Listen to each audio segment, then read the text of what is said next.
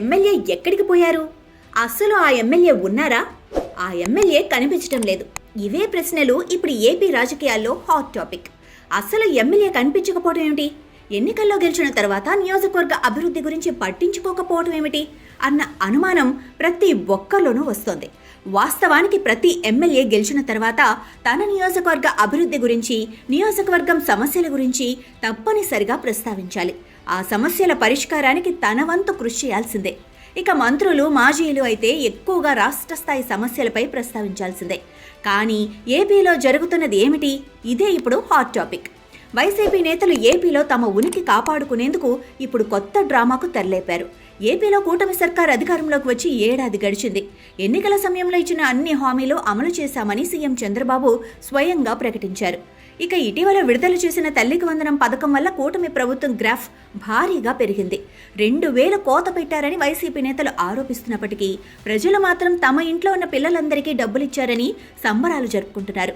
పాఠశాలలు ప్రారంభం నాటికి నిధులు వేయటం వల్ల ఫీజులు ముందే చెల్లించగలుగుతున్నామంటున్నారు. దీంతో వైసీపీ నేతలకు ఏం చేయాలో అర్థం కాని పరిస్థితి. ఇక పార్టీ మనుగడ కోసం వైఎస్ జగన్మోహన్ రెడ్డి ఏపీలో వరుస పర్యటనలు చేస్తున్నారు.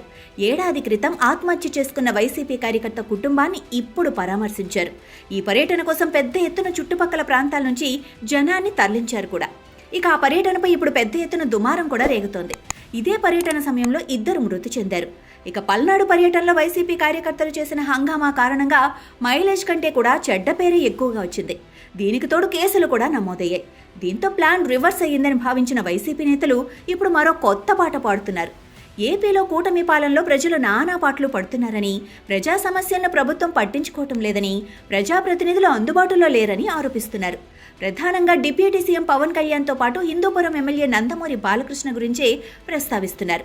మీ ఎమ్మెల్యే ఏమయ్యారు అంటూ ఇటీవల వైసీపీ మహిళా నేత శ్యామల బహిరంగ వేదికపై ఫోటోలు చూపించిన వీడియోను బాగా వైరల్ చేస్తున్నారు. ఎక్కడైనా కనబడితే కొంచెం దయచేసి తెలియజేయగలరు. కనపడుట లేదు. గౌరవ ఉప ముఖ్యమంత్రి గారు, పీఠాపురం పీఠాధిపతి పవన్ గారు మిస్సింగ్. రాష్ట్రంలో అయితే అంటే రాష్ట్రంలో జరిగేవి ఈయనకి కనబడట్లేదు.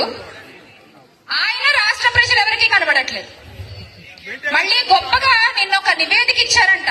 రాష్ట్రంలో మొత్తం ఈ సంవత్సరంలో వాళ్ళు చేసిన మంచి కార్యక్రమాలన్నీ నివేదికలు ఇచ్చి సమీక్షలు చేసుకున్నారట. అది చాలా గొప్పగా రిలీజ్ చేసుకున్నారు వాళ్ళు.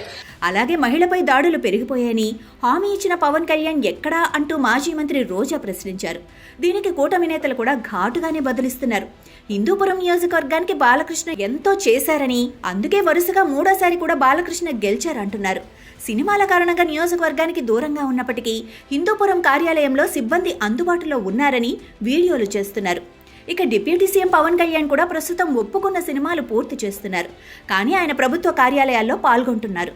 పిఠాపురం నియోజకవర్గానికి ప్రత్యేక అధికారిని కూడా పవన్ నియమించారని, అలాగే తన సోదరుడు ఎమ్మెల్సీ నాగబాబును పిఠాపురంలో పవన్ అందుబాటులో ఉంచిన విషయం తెలియదా అని వైసీపీ నేతలను ప్రశ్నిస్తున్నారు.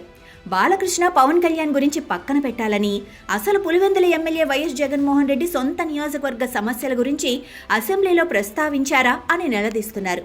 మాజీ ముఖ్యమంత్రికి ఏపీ ప్రజల సమస్యలు పట్టవా అని సూటిగా ప్రశ్నిస్తున్నారు. అసలు జగన్ ఎక్కడున్నారో వైసీపీ నేతలు చెప్పాలని డిమాండ్ చేస్తున్నారు.